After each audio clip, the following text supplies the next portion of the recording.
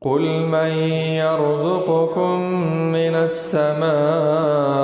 والأرض أمن يملك السمع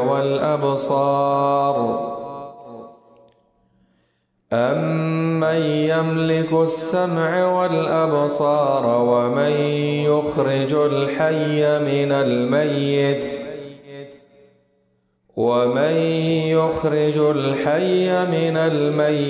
ويخرج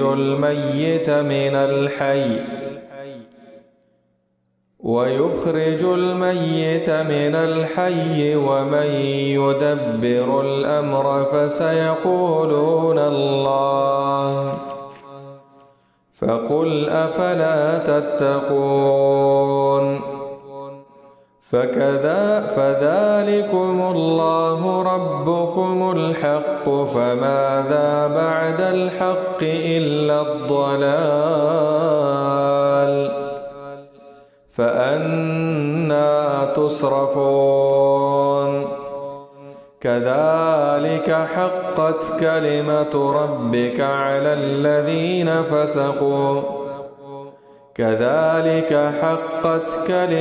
ربك على الذين فسقوا أنهم لا يؤمنون. سورة يونس یولسم سپارہ یو دیرشتم نمبر آیات دے. پا دے آیات کے اللہ رب العالمین بیانوی چه دا عرب مشرکان یو طرف تے دا اللہ پر ربوبیت بانے اقرارم کو چه رازق اللہ دے، مالک اللہ دے، دا کائنات و انتظام چلون کے اللہ تعالی دے، خدا غی باوجود بھئی خپل بوتان دا اللہ سر شریکان جوڑول. نو اللہ پا دوی باندی دلیل نیسی، دلیل دا سے چه گورے باران ورون کے اللہ تعالی دے، رزق اللہ در کئی، اولاد اللہ در کئی، جون اللہ در کئی، مرگون اللہ تعالی راولی. نو بیا پا کم دلیل باندی تاسو دا دی بوتانو، تاسو دا دی بی اختیار مخلوق تاسو بندگی کوئی. لگ خود عقل نخو کار واخلی دا دا سے چا بندگی کوئی چاگا خو اختیار و واک خلری کنا. نو فرمائی رب العالمین قل ورتعو آیا اے حبیبا من یرزقکم من السماء سوک رزق در کوي تاسو تا د اسمان نا مراد رزق ورکولا د باران په توسط باندې چې باران را ورون کې ذات سوک دی الله تعالی. والارض او دزمکنا په نباتات او په شنکیات را زرغونولو باندې، په میوو او په فروټو باندې، دارنګې غلو دانو باندې چې ستاسو خوراک وي، دا ټول رزق تاسو له څوک درکوي؟ الله تعالی. اسمان نه اصل کې رزق چې دی باران د اوبه دي، دا اوبه په دې اوبو سره د ځمکه وشو کې ټول شنکیات پکې راوخیږي، نو انسان د هغې نه فائدہ اخلی بیا. او چې اوبه نه راوریږي هلته انسان ژوند هم نشي کولی، لاندې ځمکه کې اوبه دن نځي بیا. او دارنګې خوراک هم بیا نه رازرغونېږي. وجعلنا من الماء كل شيء حي.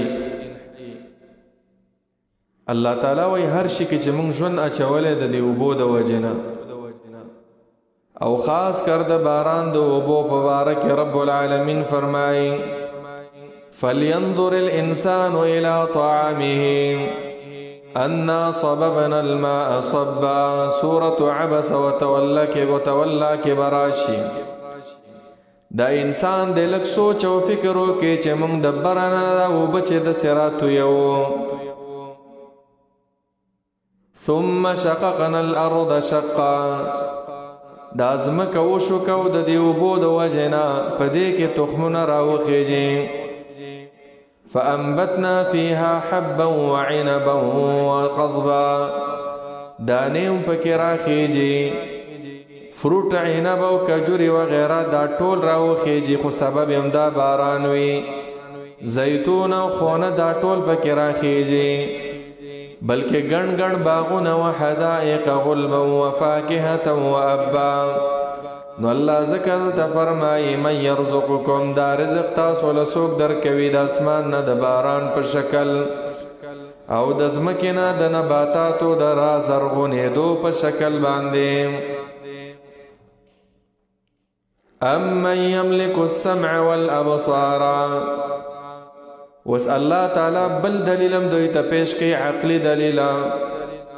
امن ایا سوک دے یملک السمع چې مالک دے د پیدا کولو د غوږونو ستاسو، یعنی سوک اختیارمند دے. السمع نه مراد طاقت د اوریدلو چې اچولې په دې غوږونو کې، او طاقت د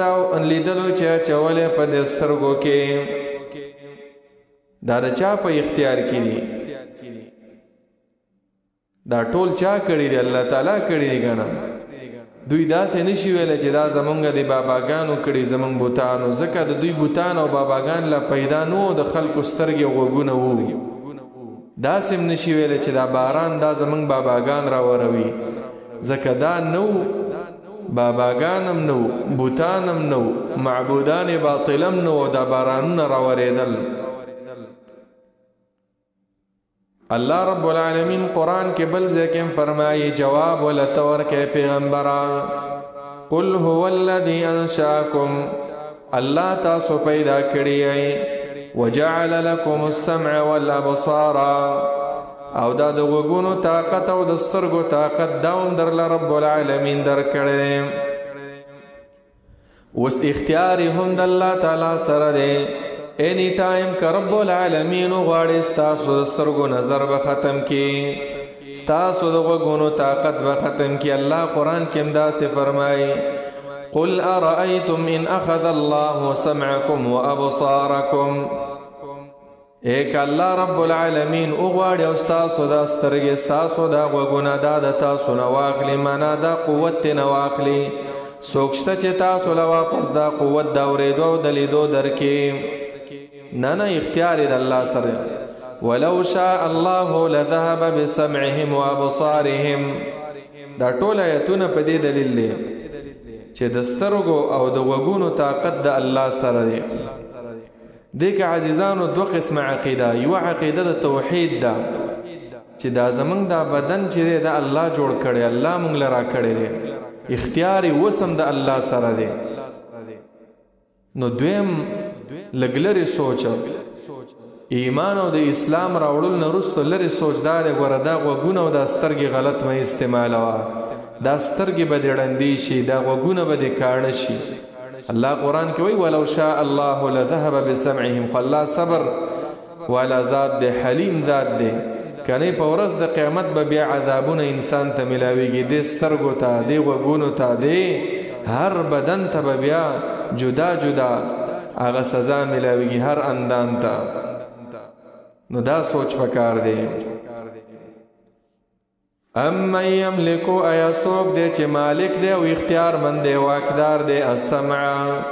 د پیدا کولو د غوږونو یا د طاقت ور کولو د دې غوږونو، والابصار او د سترګو کې دا نظر چې اچولی دا الله تعالی. دې کې سوچ وکړئ دا غوږونه څنګه اورېدل کوي. انسان ته قاصر دی، انسان د دې حقیقت ته نشي رسېدی. یو شان انسان وي تاسو به لیدلی وي دا ګونګین، یو شان سترګې وي زمونږ په شان، غوږونه هم زمونږ په شان وي، دا ژبه هم زمونږ په شان وي، بلکې په صحت کې زمونږ نه تندرست هم وي. الله هغې کې دا طاقت نه دی اچولی او تعالی طاقت درکړی. د هغې په غوږونو کې الله دا طاقت نه اورېدو نه دی اچولی. نو خپل دې نعمت باندې د الله شکر ادا کوه. شکر یې دا دی چې ګناه مه کوه. دریم دلیل عقلی دا دی ومن یخرج الحی، او څوک دی یخرج الحی چې راوباسي ژوندی من المیت د مړي نه، ویخرج المیت راوباسي مړی من الحی د ژوندي نه. حی او میت کې د علماو ډېر تفسیرونه دي. یو دا دی ومن یخرج الحی، څوک دی چې راوباسي ژوندی انسان من المیت د مړې نطفې د انسان نه، چې د مني د نطفې نه دا انسان پیدا کی. ويخرج المیت راوباسي دغه نطفه دغه مني من الحي د ژوندي انسان نه. دویم ومن یخرج الحی، څوک دی چې راوباسي ایمان والا او عالم من المیت د کافر نه او د جاهل نه. ويخرج المیت راوباسي کافر او جاهل من الحی د عالم او د مؤمن نه. دا سډیر کیږي کنه، پلار مؤمن وي زوی کافر وي، او پلار کافر وي زوی مؤمن وي، پلار جاهل وي امپړ وي پسم نه پويږي زوی عالم وي. یا د دې اپوزیټ عکس دا ټول څوک الله تعالی حی ذاکر تم وي چې ذکر ډیر کوي. نبی علیہ السلام فرمایي مثل الذي يذكر ربه والذي لا يذكر ربه كمثل الحي والميت. کم انسان چې د الله ذکر کوي، د الله د کتاب سره تعلق ساتي، دا ژوندی دی، د ژوندي زړه والا دی. او کم انسان چې ذکر نه کوي، د الله د کتاب سره تعلق نه ساتي، دا مړ دی، زړه یې مړ دی. دا نو یخرج الحی والمیت دی ټولو ته شامل دی. بعض علماء دا ویلي من یخرج المیت من یخرج الحی، څوک دی چې راوباسي الحی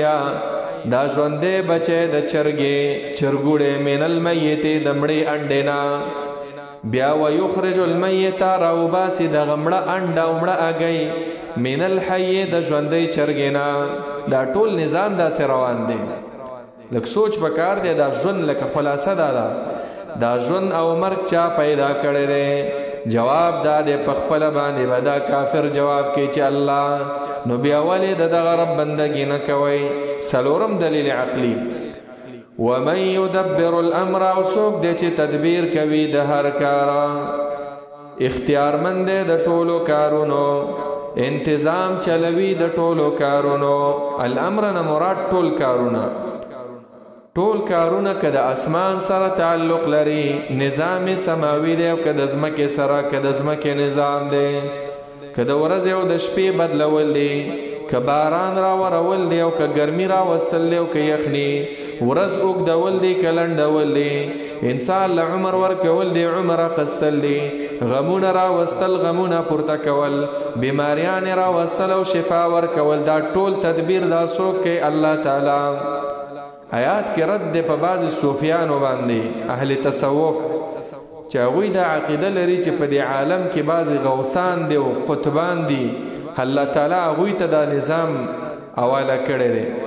دا ټول غلط عقیدې دي، د قرآن خلافه.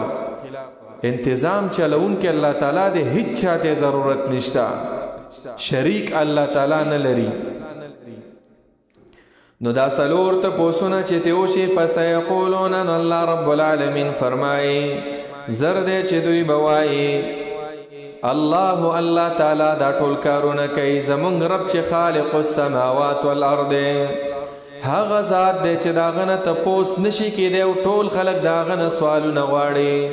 یسأله من فی السماوات والارض، او لا یسألو ذات دی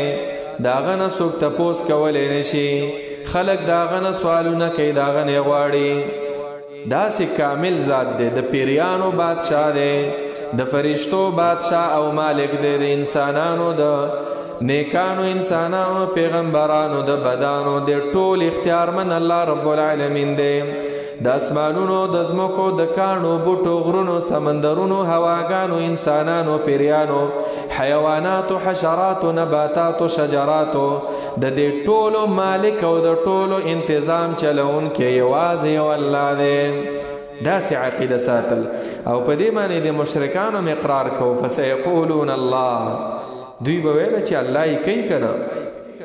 نو رب العالمین فرمای فقل ورته ووایه اے حبیبه اے پیغمبره چې کله دومره اقرار کوئ نو افلا تتقون نو ولې نه ویریږئ د الله د عذاب نه چې الله قادر دی چې داسې غټ غټ اسمانونه پیدا کړي په دې هم قادر دی چې دا ځمکه در باندې وخوځوي زلزلې در باندې راشي تباه شي که هیڅ عذاب در باندې رانشي نو دا مرګ خو در باندې راولي کنه رب العالمین نو ولې د الله د عذاب نه نه یریږئ یا افلا تتقون معنا ولې ځانونه بچ نه ساتئ د شرک نه د شرک نه ځان بچ ولې نه ساتئ امام ابن کثیر رحمه الله ډېره ښکلې ترجمه کړې افلا تتقون معنا افلا تخافون منه ان تعبدوا معه غيره بآرائكم وجهلكم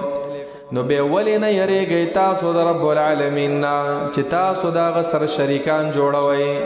د خپل ذهن مطابق باندې هیڅ دلیل در سره نشته فذلكم الله ربكم دا نتیجه د مخکې آیات دپاره چې ګورئ هر کله باران را ورونکې ذات الله تعالی د ژوند ورکوونکې الله مرګ را وستونکې الله وګونو طاقت الله ورکړی بلکې ټول نظام چلونکې الله تعالی دی نو فذلکم د دغه صفاتو والا موصوف ذات تاسو ته ویمې بندګانو الله تعالی دی څوک دی الله تعالی ربکم چې رب ستاسو دی پالنه کوونکی ستاسو تربیت کوونکی ستاسو څنګه رب دی الحق رښتینی رب دی حق رب دی همدغه رب رښتینی دی او باقي د دې نه علاوه چې څومره دي دا ټول ګمراهان دي دا ټول باطل دي د لا اله الا الله ترجمه هم دا ده لا اله نشته دی حقدار د بندګۍ نشته دی لایق د بندګۍ نشته دی حق الہ دا د حق ټکی پکې د کوم ځای نه وی الہ کې دا د دې آیتونو د وجې نه چې الله وی الحق حق ذات حقدار ذات د عبادت لایق د عبادت ومغه الله تعالی دی بیا رب العالمین فرمایي فماذا بعد الحق الا الضلال فماذا نتشری بعد الحق رستو د حقنا یعنی نشته دی یعنی د الله تعالی نه رستو د الله تعالی نه څوک دی چې تاسو یې بندګي کوئ الله وایي شته دی خو الا الضلال مگر گمراهی دا سچ تاسو پس روان وای دا ټوله گمراهی دا یا معنا دا فماذا بعد الحق پس نشته پس دا پرې خودلو د حق ذات نه الا الضلال مگر گمراهی دا چې دغه حق ذات هم پرې خودو نو گمراهی طرف ته روان شي گمراه بشي بیا امام ابن کثیر خپل ترجمه کړي فکل معبود سواه باطل وای د دې مفهومی ترجمه دا چې هر معبود چې د الله نه علاوه دی دا ټول باطل دی گمراه دی دغه بالکل حق نه دی نو چې داسې شو چې رب الله حق ذات دی او د الله نه علاوه ټول گمراه دي چې څوک بندگی کوي نو فانا تصرفون نو کوم خاطا ګرځولې شي تاسو پس د حقانیت د اسلام نه پس د اقرار کولو تاسو نه چې الله رازق دی مالک دی مدبر دی نو ولی بل طرف ته به اوړی یا پس څنګه اړولې شي تاسو د حق نه كذلك حقت كلمة ربك على الذين فسقوا أنهم لا يؤمنون د دې آیت مطلب دا دی چې هر کله دا مشرکان سره د پوهینا کلک ولاړ دي په شرک باندې نو معلومه شو چې د دوی په باره کې دا فیصله شوې ده چې دوی ایمان نه راوړي دوی کې بالکل هغه خلک چې وایي لچک پکې نشته دی دین طرف ته میلان پکې نشته نو الله هم دا فیصله وکړه چې زم درته هدایت نه کومه لا یؤمنون دا د هدایت والا نه دي ضدین دي دا عنادین دي سره د پوهې په شرک باندې ته ودرېږي نو الله رب العالمین فرمایي کذالک هم دغه شان څنګه هم دغه شان لکه څنګه چې الله تعالی لایق د بندګۍ دی نو دوی لایق د عذاب دی بیا ځکه دوی باطل دی الله حق دی نو لایق او حقدار د بندګۍ دی نو دوی باطل دی نو دوی لایق او حقدار د عذاب دی نو کذالک هم دغه شان حقت لایق شو کلمت ربک حکم در رب ستا یعنی لازم شو او لایق شو حکم در رب ستا چې هغه امر د عذاب دی علی الذین فسقوا پاغه کسانو باندې چې کافران شوي دي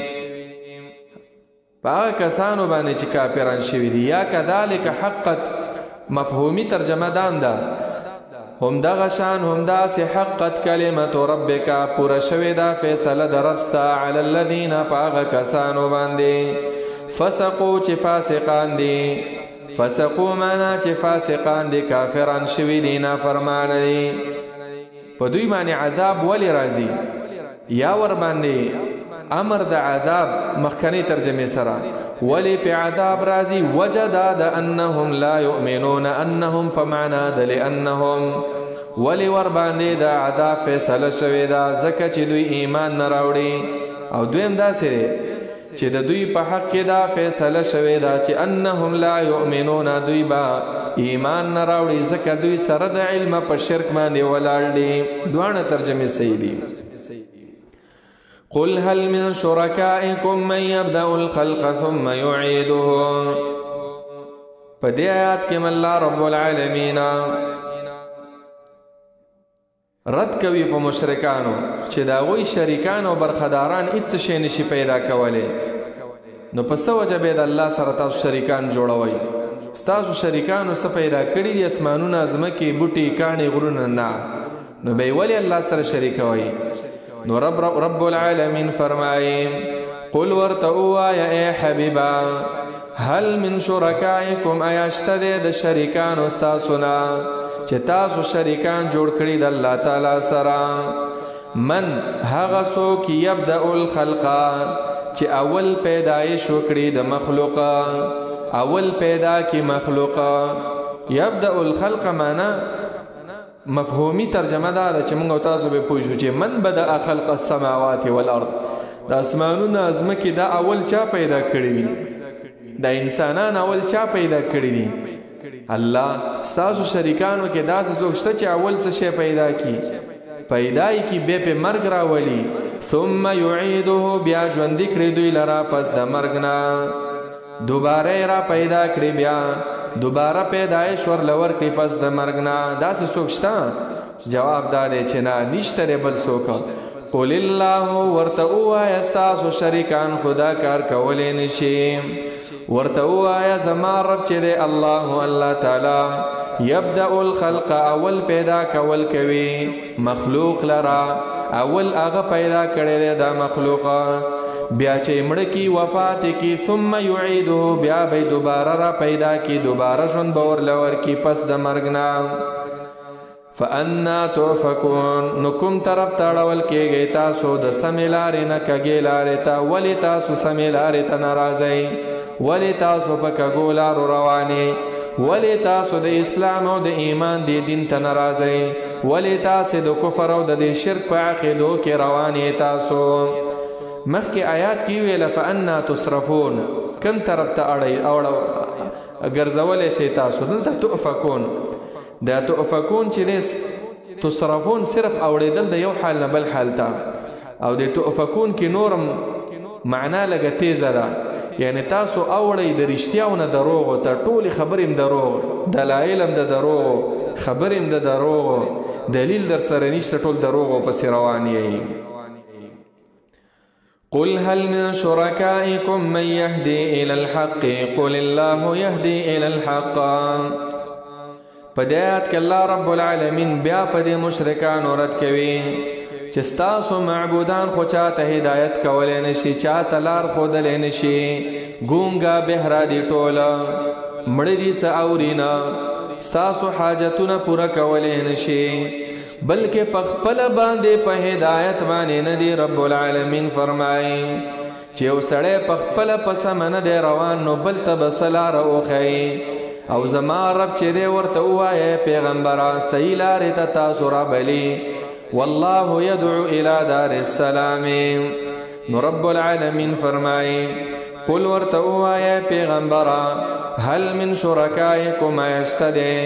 په شریکانو ستاسو کې چې تاسو برخداران ګرځولي د الله سره من داسې څوک یهدي الی الحق چې لاره وښایي حق طرف ته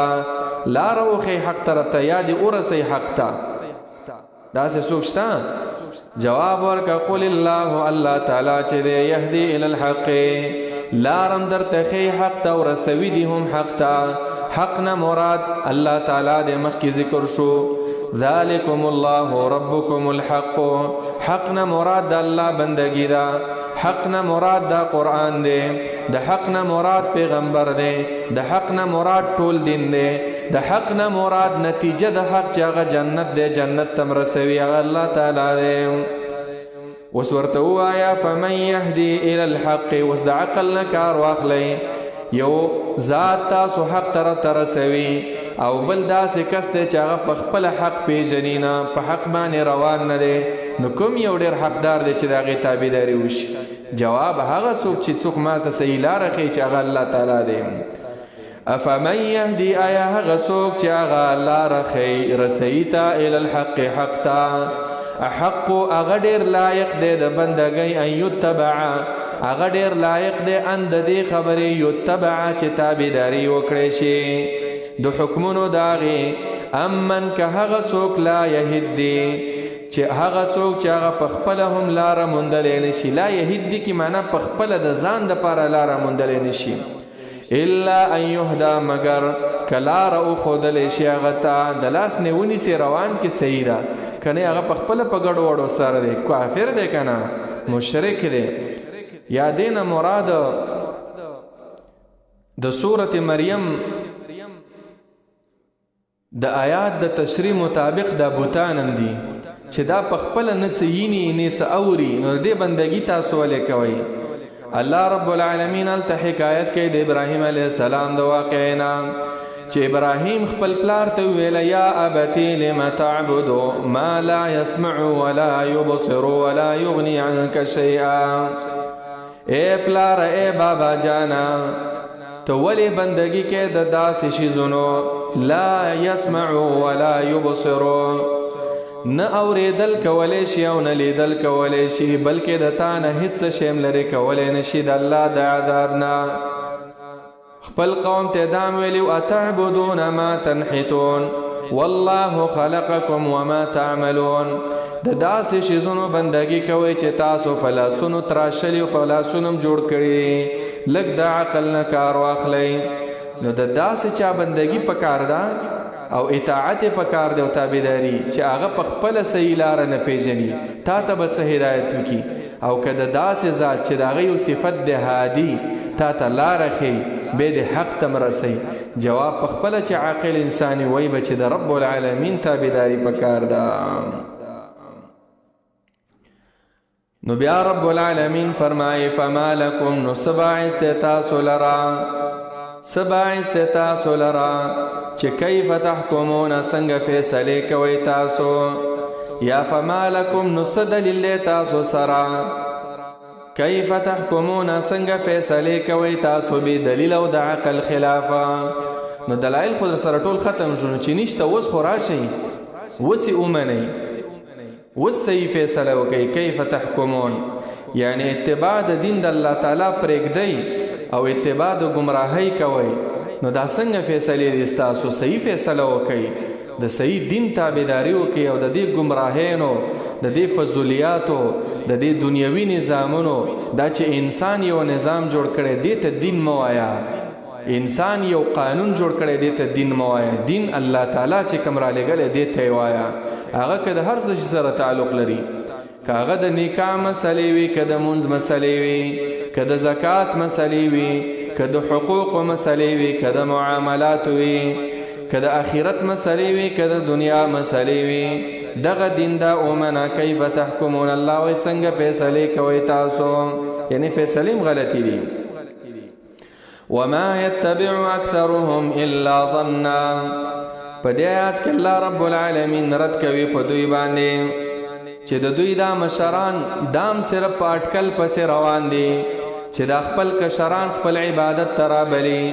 دا مشران یې تش په ګمانونو پسې روان دي، دا وایي کیدای شي موږ په حق یو، هېڅ دلیل ورسره نشته، هغې په ګناه پسې روان دي.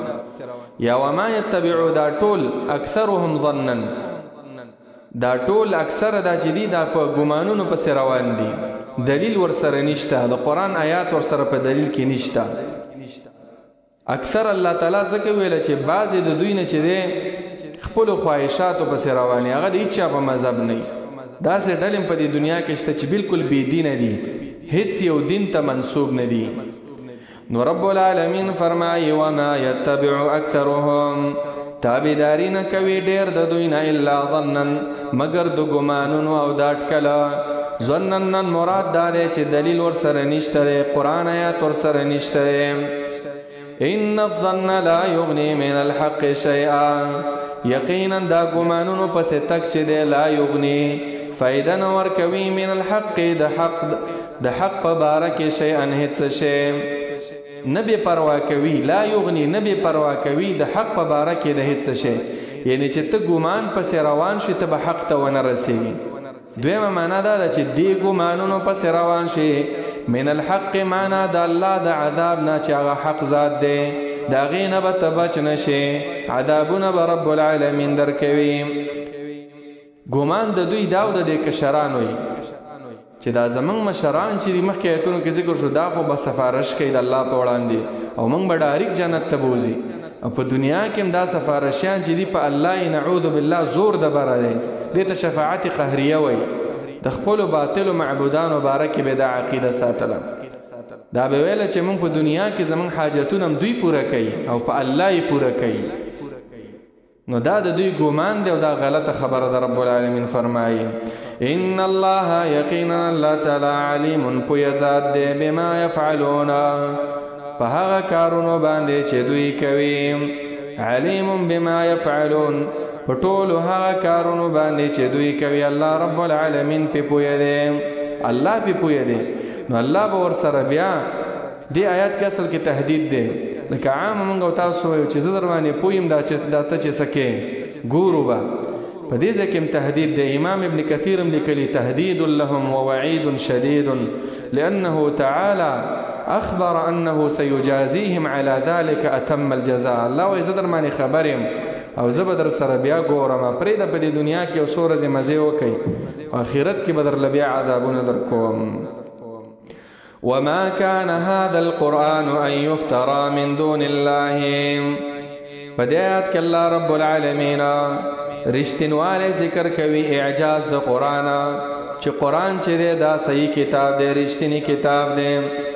او یو څو صفات د دې قرآن، اول دا دی چې دا د ځان نه جوړ شوی نه دی. دویم صفت د قرآن دا دی چې دا د الله د طرفه دی، د غیر الله د طرفه نه دی. دریم صفت دا دی چې دا مخکې څومره کتابونه تیر شوي د هغې رښتیني کوونکی تصدیق دی. څلورم صفت دا دی چې دې کې تفصیل د احکاماتو د الله تعالی دی. پنځم صفت دا دی چې لا ریب فیه، د شک نه بالکل پاک کتاب دی، شکونه په دې کې نشته دی. قرآن باره کې دا ښکلي ښکلي صفات. مخکې آیات سره تعلق هم دا دی چې ګوره تاسو ظنیاتو پسې روانې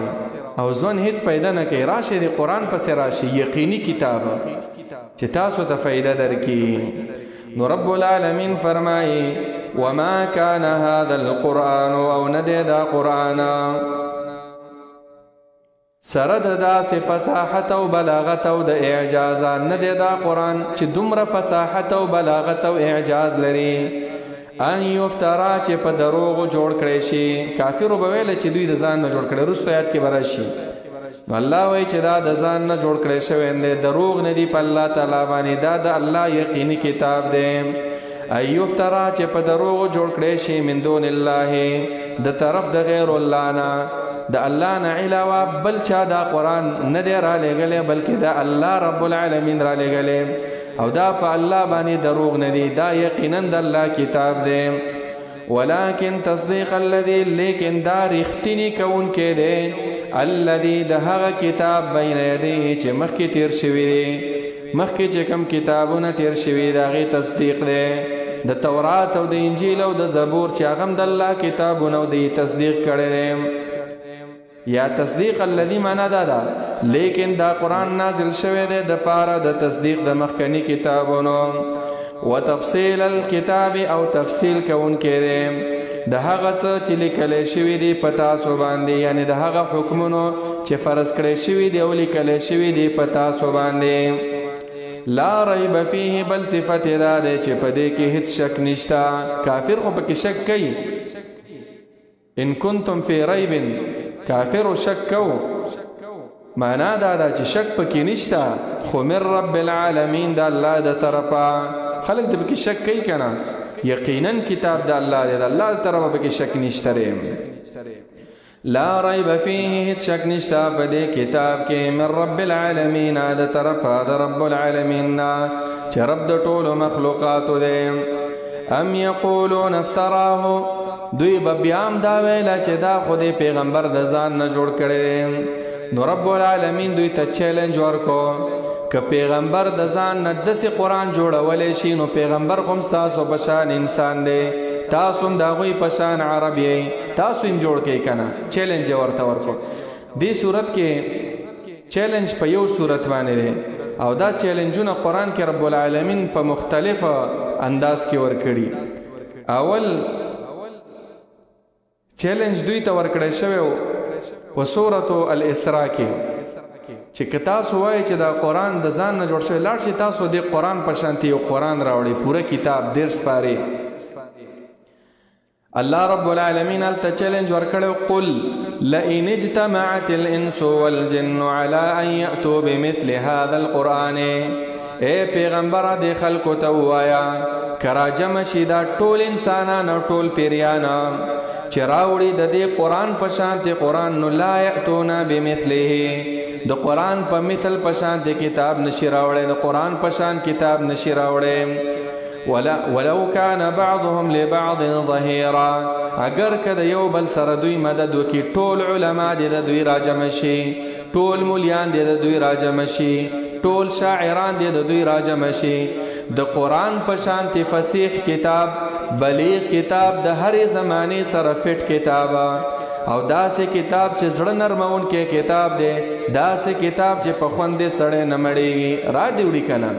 اول الله چیلنج د ټول قرآن ورکړو، خو د دې نه عاجز دوی. بیا رب العالمین ورته ویله چې ټول قرآن خو امپاسبل، ناممکن ده، دا خو نشئ. ځکه نه رانئ په سوره یهود کې ورله بل چیلنج ورکړی، لس سورته خو راوړئ داسې. سوره یهود کې وایي ام یقولون افتراه، دې کافرو به ویله چې دې پیغمبر دا قرآن د ځان نه جوړ کړی دی. تو ورته ووایه پیغمبره قل فأتوا بعشر سور مثله مفتریات، لاړ شئ د دې قرآن په شان 10 سورتونه راوړئ، د قرآن د 10 سورتونو په شانتې 10 سورتونه جوړ کړئ. تاسو 10 سورتونه، اخیری 10 سورتونه دی داسې جوړ کړئ. مورخینو لیکلي کله چې دا سورت نازل شو، ان اعطیناک الکوثر فصل لربک وانحر ان شانئک هو الابتر. د عربو طریقه دا و چې شاعر به شعر جوړ کو، د کعبې پسې به راځوړندو غلاف،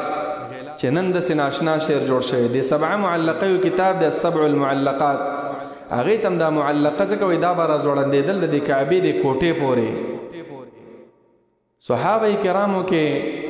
بعضو صحابه کرامو دا صورت راځوړند کو، وړوکې صورت 3 آیاته، قرآن کې مختصر صورت. وای دا عرب مشرکان راغلل او یو غټ شاعر هم راوستو، وی ویله چې نن مقابله کوو د دې. یو شاعر بل، هغه یو شاعر چې سکته پورته ورته وکتل، وی ویله انا اعطیناک الکوثر والله ما هذا قول البشر. وای دا انا اعطیناک الکوثر، وای دا الله په ذات باندې قسم چې دا د بشر وینا نه ده. ټول عاجز شو لاړل. نو الله رب العالمین د 10 سورتونو چیلنج ورکو، هغه سم نشي راوړلی. نو په دې صورت کې الله رب العالمین او په سوره بقره کې الله ورته دلته چیلنج ورکو چې فاتو ام یقولون افتراه، ام یقولون بلکې آیا وایي دوی افتراه چې جوړ کړی دی د پیغمبر دا قرآن د ځان نه په دروغو باندې. قل ورته وی پیغمبره چې ټول قرآن خو نشئ راوړی، 10 سورتونه هم نشئ راوړی. قل فأتو بسورة مثله راوړی تاسو یو سورت مثله پشان ته د قرآن چې په اعجاز او فصاحت او بلاغت کې د قرآن پشان وي او تاسو ته اختیار دی ودعو راو بلی من استطاعتم هغه څوک چې وسه کېږي ستاسو چې په چا مطاقت بروي چا تم لاسرسی کېږي من دون الله سوا د الله نه راوی بلی د څه دپاره د دې مقابلې دپاره ان کنتم صادقین کچېرې تاسو رښتیني یئ چې دا قرآن دی پیغمبر د ځان نه جوړ کړی ورشئ که نه یو صورت راوړئ بیا په سوره بقره کې ورسره ذکر شوي فإن لم تفعلوا ولن تفعلوا فاتقوا النار داسې هم نشئ کولی یو صورت هم نشئ کولی یو صورت هم نشئ راوړلی قرآن په شان نو بیا د الله نه ویرېږئ بل کذبوا بما لم يحيطوا بعلمه اوس په دې آیات کې په دې آیات کې الله رب العالمین یو بل خبره بیانوي چې دوی د قرآن نه انکار ولې کوي وجه دا د دو وجه الله ذکر کړي یو دا د قرآن په مقصد نه پوهیږي او دویم چې دی دوی خو دا انکار کوي خو الله په لا د انکار عذاب نه دی رالیږلی نو دوی مس شوي دي که عذاب پې راشي بیا به خپله ومني بیا به چغې وایي او یو دا دی اوله وجه چې د قرآن په مقصد نه پوهیږي قدر یې ورته نه دی معلوم او کله چې یو شی دی یو انسان دی یو شیز په حقیقت نه پوهیږي نو بیا د هغې خلاف کوي عربو هم داسې ویله الناس اعداء لما جهلوا نو رب العالمین فرمایي بل کذبوا بلکې نسبت د دروغ وکړو دوی بما لم يحيطوا بعلمه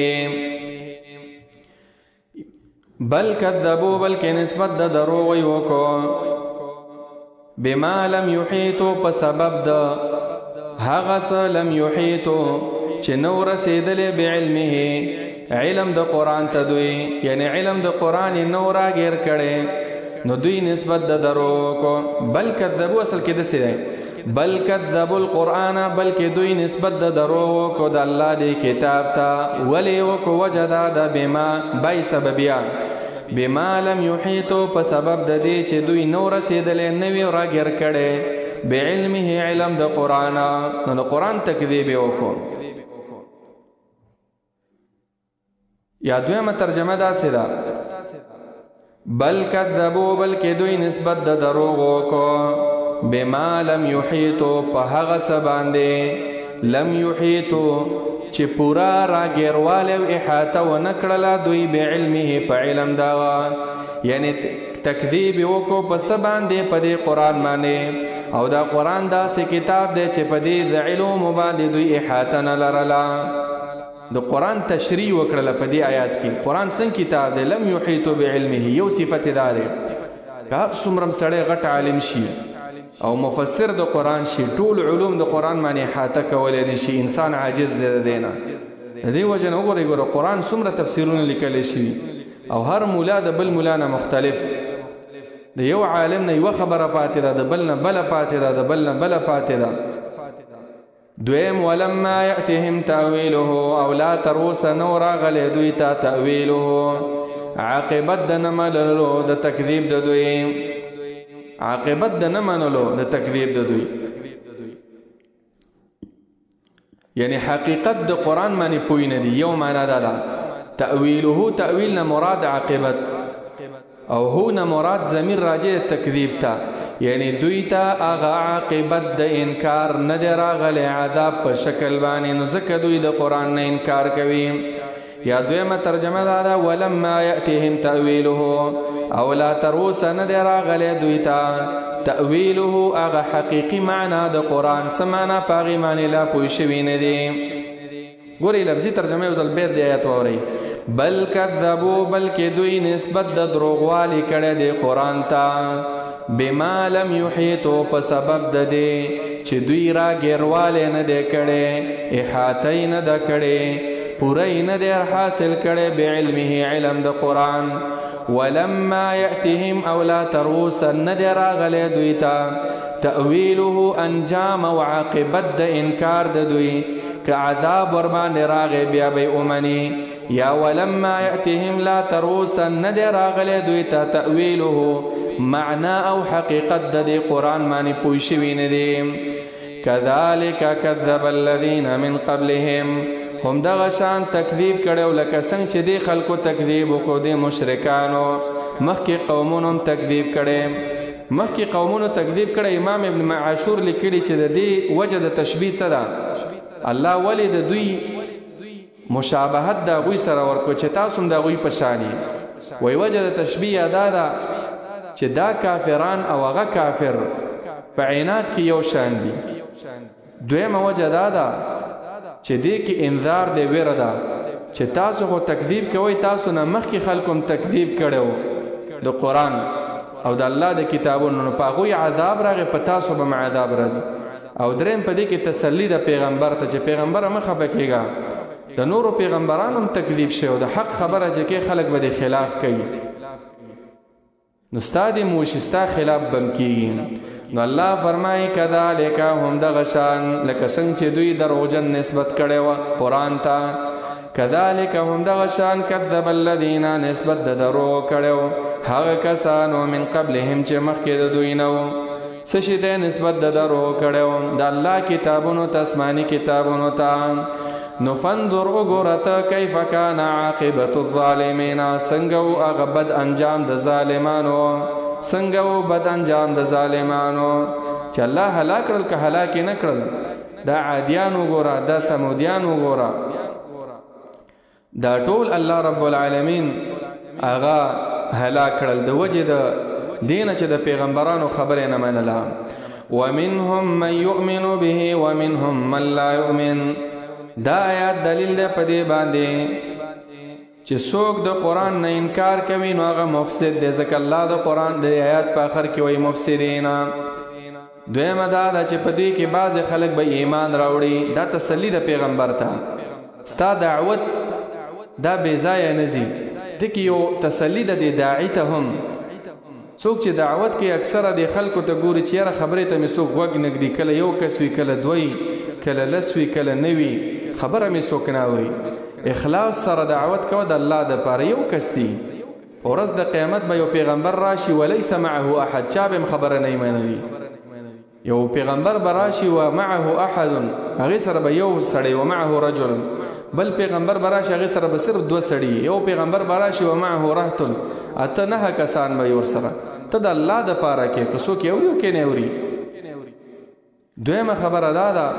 چې په اخلاص سره کې ضرور دا خبره یو چاته به ورسیږي یو څوک به ترې فایده اخلي دی دا ته به یې پېژنې نه تا به پېژنې نه الله به ستا په وجه هغه ته هدایت وکړي ومنهم بعضې د دوی نه من داسې خلک دی یؤمنو به چې ایمان به راوړي یا ایمان یې راوړی دی په ماضي کې یا ایمان به راوړي په مستقبل کې به په دې قرآن ومنهم بعضې د دوی نه من داسې څوک دی لا یؤمنو به چې ایمان نه راوړي په دې قرآن وربك اعلم بالمفسدين او رب ستا چې دی هغه ډېر پوهه دی بالمفسدین په فساد کوونکو باندې یعنی هغه سړی فاسد دی چې د قرآن نه انکار کوي هغه سړی مفسد دی چې هغه قرآن له وخت نه ورکوي دا ټول فساد دی عزیزانو مسلمانانو کې دا فساد ډېر دی عمر یې تیر شي 50 کاله 80 کاله قرآن چیرته ونه ګوري چې دې کې څه دي الله ماته څه وایي الله زمانه څه غواړي په بچو باندې هم دنیوي تعلیم A1 په های لیول سکولز کې خو دا دینی تعلیم چې کوم دی د هغې هیڅ شوق نشته حالان کې د اطمینان کتاب ښکلی کتاب د نظام کتاب د ژوند کتاب د خوند کتاب هغه دا قرآن دی خو کشکې چې دا خلک پرې پوه شي الله رب العالمین دی زمونږ او ستاسو د ټولو شوق او رغبت د قرآن سره پیدا کړي او رب العالمین دی زمونږ او ستاسو مینه او محبت د قرآن سره پیدا کړي او الله رب العالمین دی د مرګ نه مخکې موږ له توفیق راکړي چې د الله کتاب باندې صحیح ځان پوه کړو او بیا پرې عمل وکړو آمین یا رب العالمین وصلی الله تعالی علی خیر خلقه محمد وعلى آله وصحبه أجمعين.